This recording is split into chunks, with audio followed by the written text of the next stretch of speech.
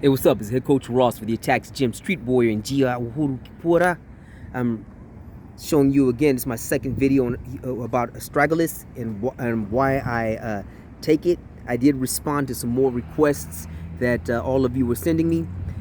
There are other benefits that Astragalus has. It's an adaptogen, which means it really helps the body deal with stress and disease. It works with anemia. Of course, you know what anemia is.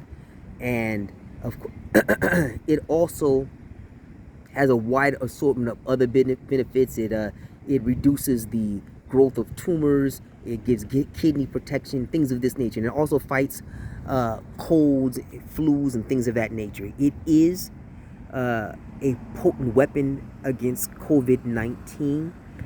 In my experience, there have been family members and friends who over the last year or so caught it.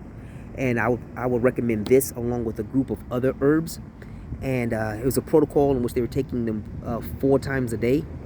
And all of them except for 3 tested negative for COVID after only 4 days of following that protocol.